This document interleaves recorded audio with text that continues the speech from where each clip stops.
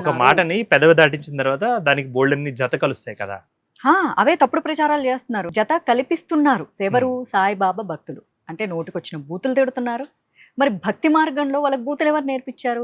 ఇప్పుడు నేను ప్రశ్నించాలనుకుంటున్నా, అంటే మీకు సాయిబాబా బూతులు నేర్పించాడా అని అడిగితే, సాయి షిరిడి సంస్థానం వాళ్ళు వేసినటువంటి పుస్తకంలో ఆయన ముండా అని ఒక ఆమెను సంబోధించాడు. ముండా ఒక స్త్రీని.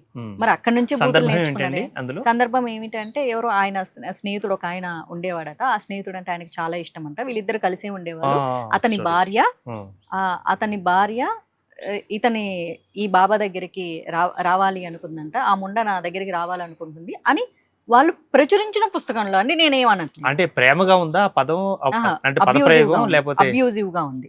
కాంటెక్స్ట్ కూడా అదేనంట. అవును, ఈయనకి ఇష్టం లేదు ఆమె రావడం. సో మరి అలాంటి భాష మరి సాయిబాబా అనగానే మనకి ఏంటంటే భర్త పోయిన తర్వాత మరి మొత్తం తల హెయిర్ అంతా ఆమె భర్త ఈయనతో ఉంటాడు. ఆ వ్యాఖ్యలు చేశారంటారా? ఉంది పుస్తకం అండి. ఆ పుస్తకం ప్రచురించారు.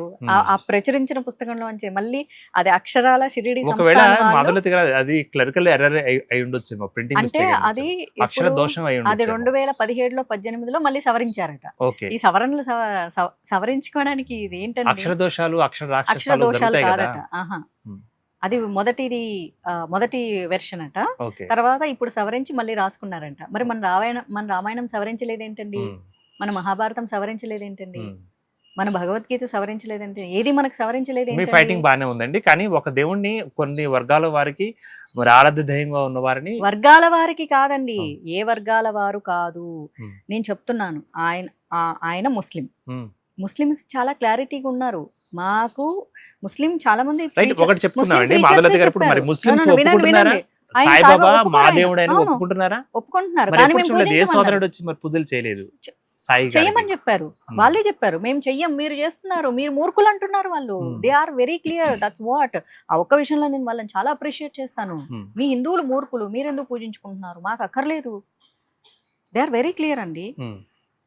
నేను ఇప్పటికే చెప్తున్నాను, రాజ్యాంగబద్ధంగా చాలా సంస్కారవంతమైన భాషతో మన హిందువులకు ఇప్పుడు మనం విజ్డమ్ క్రియేట్ చేయడానికి మనం ఎన్నో చేస్తుంటామండి. ఇప్పుడు సొసైటీలో మూఢనమ్మకాలు చెయ్యొద్దు మీరు అంటాను. మీరు తప్పు అలా ఎలా చెప్తారు మీరు అంటే ఎలా? అలా కాదు కదా. మూఢనమ్మకాలు అనేవి కరెక్ట్ కాదు. సాయిబాబాను పూజించడం కూడా ఒక మూఢనమ్మకమే. వెనక్కి రండి అంటున్నాను.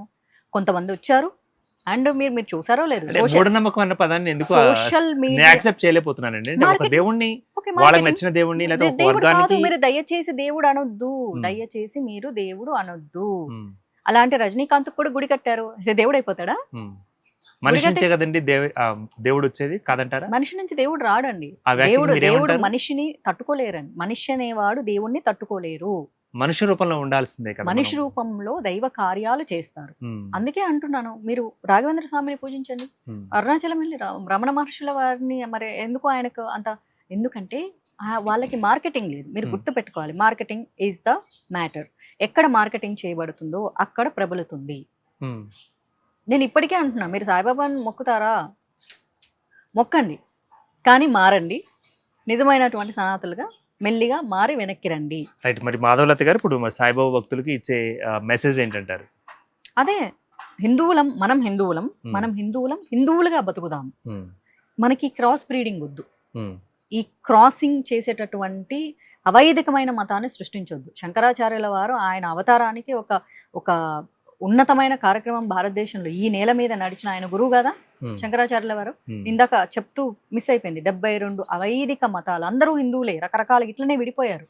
బాబా భక్తులు, సాయిబాబా మతంగా ఇట్లా రకరకాలుగా విడిపోతే, ఇప్పుడు వీళ్ళని అనేసేస్తే నాకు చెడ్డ పేరు వస్తుందేమో, అయ్యో నన్ను ఫాలో అయ్యే ఫాలోవర్స్ వెనక్కి వెళ్ళిపోతారేమో, నా భక్తులు తిడతారేమో అని ఆయన భయపడలేదు.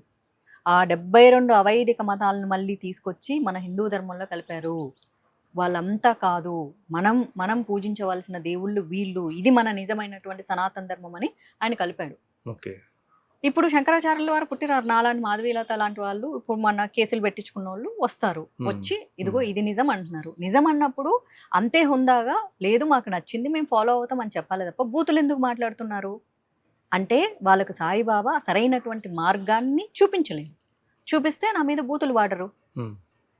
అంటే అంతే. చాలా మందికి సాయిబాబా గారి మహిమలు ప్లస్ భక్తి ఉండటం వల్ల మరి బోల్డన్ని వాళ్ళకి సమస్యలు తొలగిపోయాయి, ప్రత్యక్షమయ్యాడు అంటూ కూడా కథలు మేము విన్నాం. నేను 130 సార్లు సాయిబాబా గుడికి వెళ్ళా, మరి నాకు మహిమ జరగలేదే? మహిమ కోరి వెళ్ళారా? నేను కోరలేదు, ఉమ్, నాకు స్వార్థం లేదు కదా. ఉమ్. నేను చాలా సార్లు నా ఫ్రెండ్స్ నన్ను బలవంతంగా సాయిబాబా గుడికి తీసుకెళ్లారు, నేను ప్రతిసారి కొబ్బరికాయ మొక్కేదాన్ని. కొడతారండి? కొట్టరు అక్కడ.